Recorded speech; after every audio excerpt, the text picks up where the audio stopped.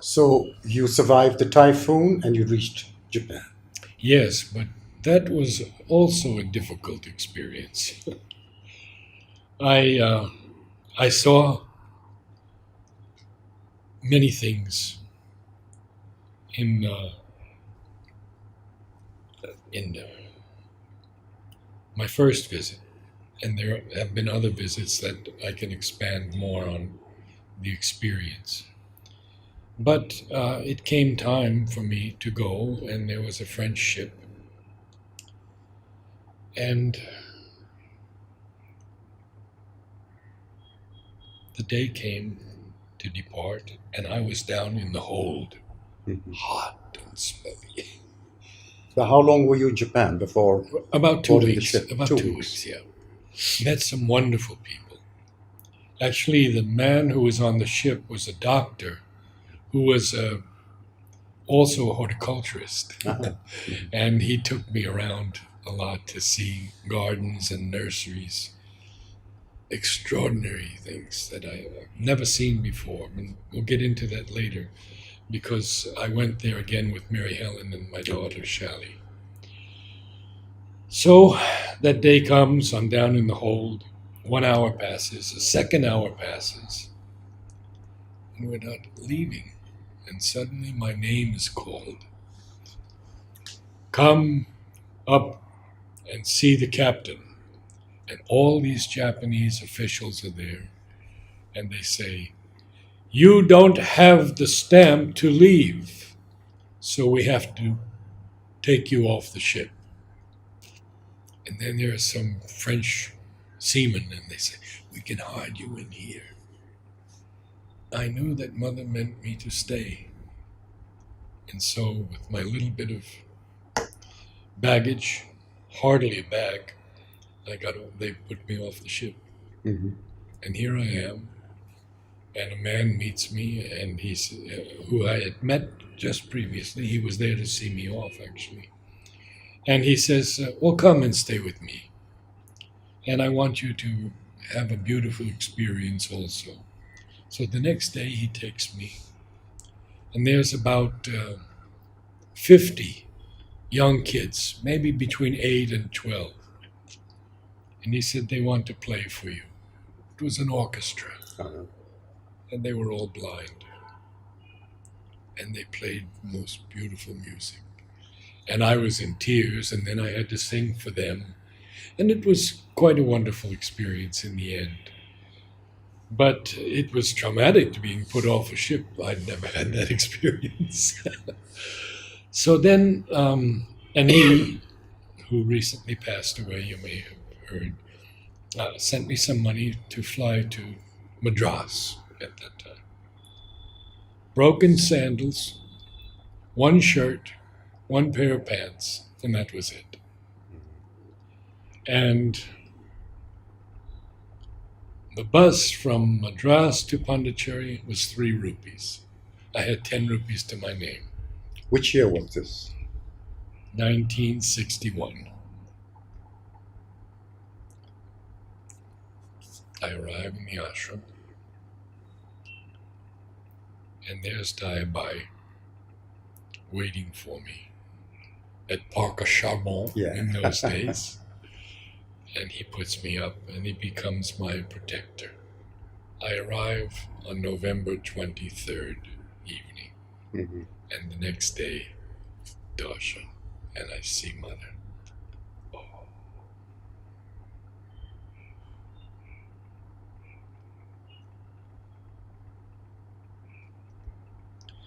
And then very soon after that, she calls me.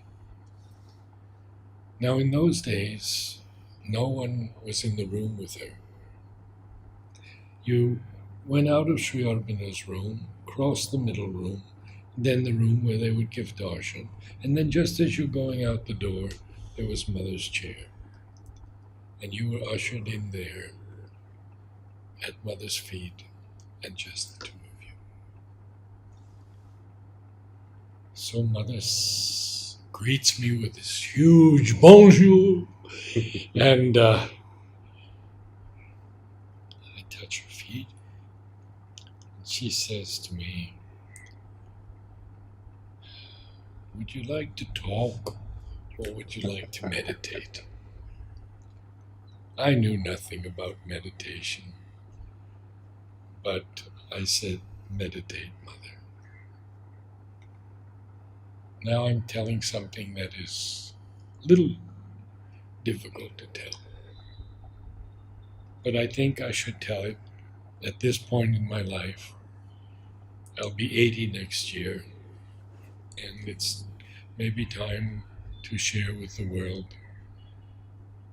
something of her grace. I sat quietly,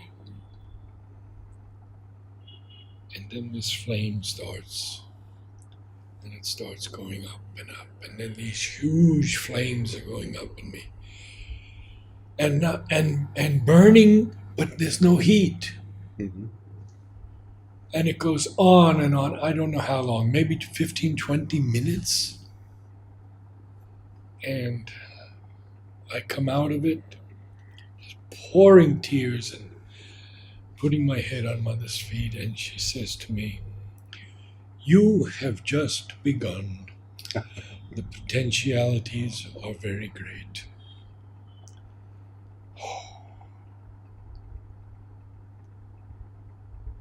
And then she begins to talk to me about music. She says to me, "Is the music with you now?"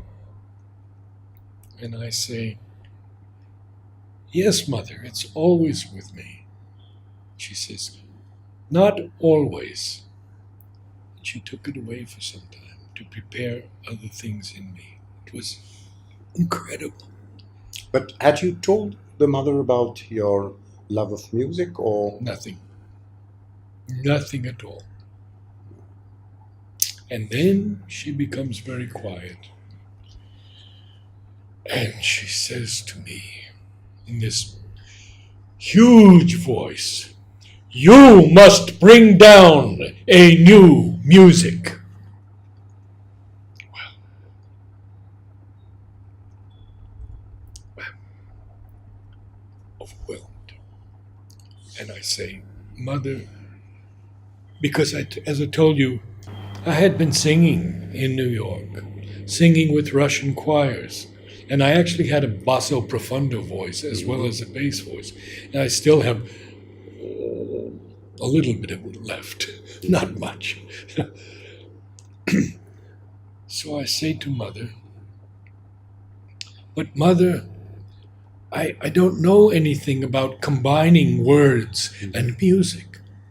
"No, no.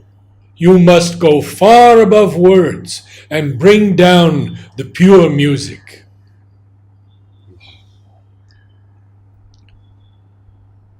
That has been my work for the last 56 years. And it's been an extraordinary work. Because 14 years ago, I was also given the Adesh that the new music would now come through a collective soul, not an individual voice. And that's how the Om choirs began. And when they began, in those early days, it wasn't an Om choir. We just gathered because that's what Mother said, bring down a new music. And so there were 4 or 5 of us in the old Bharat Nivas hall that had such incredible acoustics. okay, And we would sing. Maybe someone would read a poem and we would be singing with the poem or things like that. And then there became one choir and another choir that I was directing, and even kind of plays where the choir would sing with the French people in Aspiration. but while you were in the ashram, did you start with the music? You know, I have to bring that photo for you. Let me go into that story.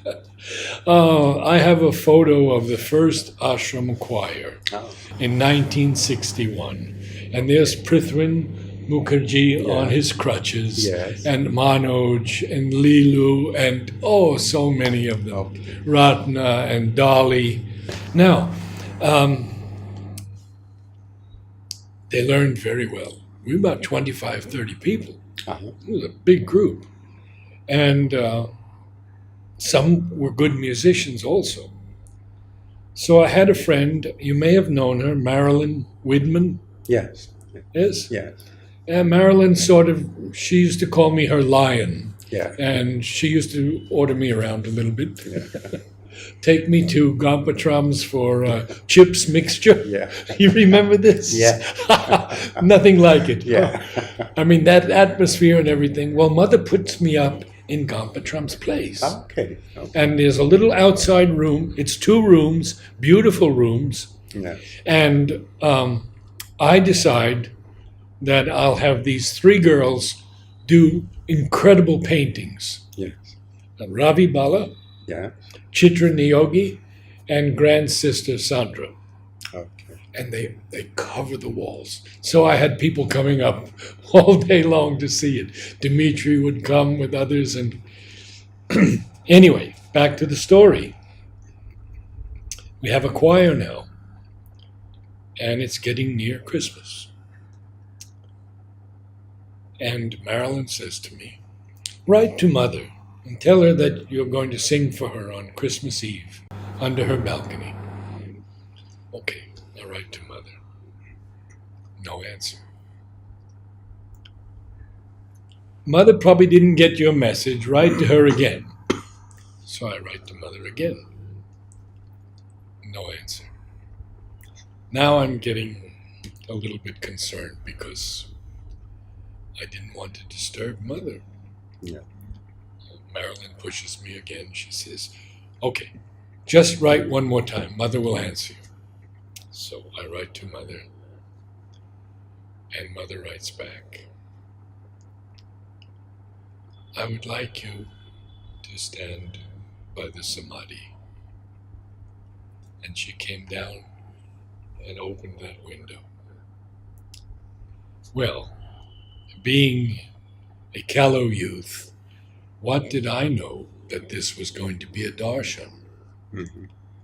So we get there, and the place is packed with people.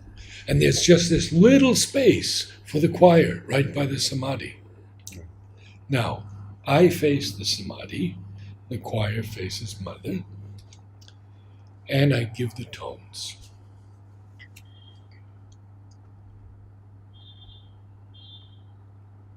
The moment they open their mouths, the most horrible cacophony you have ever heard comes out. Absolutely. Dimitri said, this is the worst music I ever heard.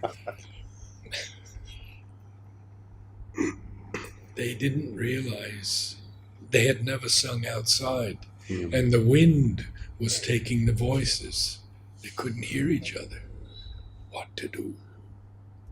I turn around and I look at Mother. I said, Mother, we are singing for you. Rest of the concert, not one mistake. And that was the Christmas Eve And this was 1962. 1. 61 already. Yeah.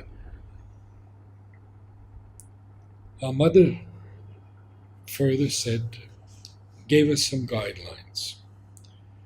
She said, sit in a circle and have no preconceived idea as to what will come down. And of course, we have read that's the way her music came. She would put her hands on the keys and let come what would come. So we started doing that. Then she said, there is a music waiting just above the head to come down for instruments who are prepared. So today we work on the body consciousness, becoming aware that all parts of the body have to be in collaboration. Diaphragm, chest, lungs, jaw, tongue, how to breathe, how to keep the ribs out so you don't give away the air you just took in. You know this, as I'm sure. And that we do for about 20 or 25 minutes. And then, as I've been studying and listening with the deeper listening of the soul for touches of the new music and various composers. And that will be the book I'm now writing, On the Descent of a New Music, and what these composers have brought down. We play a piece for 5 minutes maximum, and then we go into the Oms. And that again was given to me. It will be only Om. But it has to be pronounced as perfectly and purely and beautifully as possible. So that's the beginning of the Om choir. Now, back to 1961, 1962. Well, I'm a wild guy, and the peace of the ashram was just too much for me. I couldn't take it. And I said, I have to go back. And then there followed a series of letters to Mother. And I think I'll try and show you one of them now. How long had you stayed in the ashram before? I think it taking was the- April 62 I left. Okay. Yeah. So you decide to leave in April Yes. 1962. Go back. But Mother wants to see me first. And so there's another letter here that's very, very powerful letter.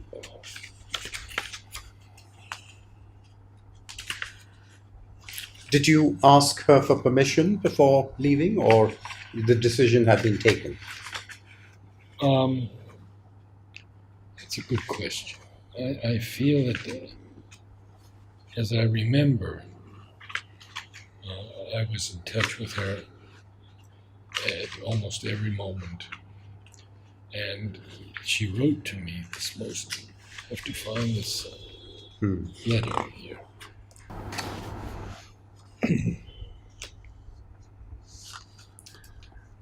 So I write to Mother.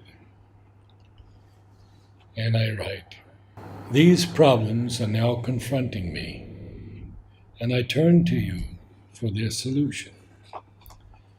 Now that I definitely know that this yoga is my path, and that you are truly my guru, I don't really know what to do next.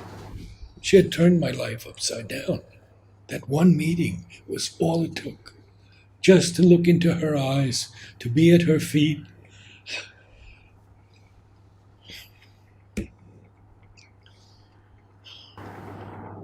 Since my visa is expiring, I must leave India.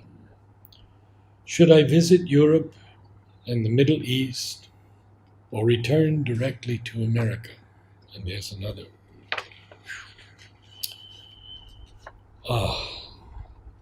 Mother, in her own hand, return directly to America. And then I write her, enclosed are pictures of Anne, who later she named Annie, my fiancée. We love each other very deeply, even though I am aware of the inadequacy of human love through Sri Aurobindo's writings. I feel that we are destined to consecrate our lives to the divine together. However, we have both agreed that we shall abide by your decision alone as to whether we shall marry. This is so important to us, Mother. Please let us know soon. Also enclosed is a sample of Anne's handwriting. Mother. You had spoken to Annie about your Yes. time in the Yes. ashram. Yes. Yes. Mother writes, no doubt and no hesitation. You must marry.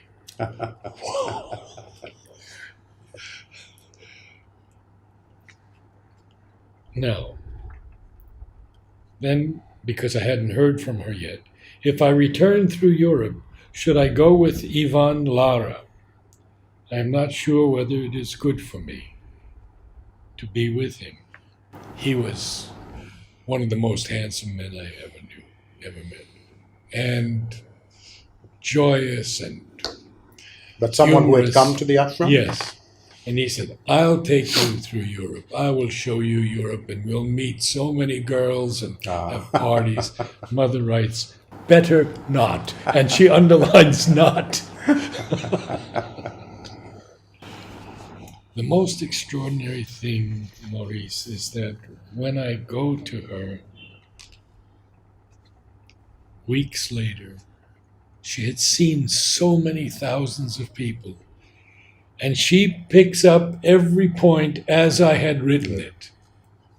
And the most important thing I feel was that she says about this young man, it is better not to associate with those who live outside of themselves, as it were. Wow. Beautiful. That was a signpost for the future. Beautiful. So now I write her another letter. Mother, I feel that I can offer myself to the divine through developing my voice and singing, or through returning to school to study choral music, eventually forming a choir. As both of these ways require intense work, I would like to know what way is most pleasing to the divine. Or if I should do one now and the other later on, or both simultaneously. Please help me with this question.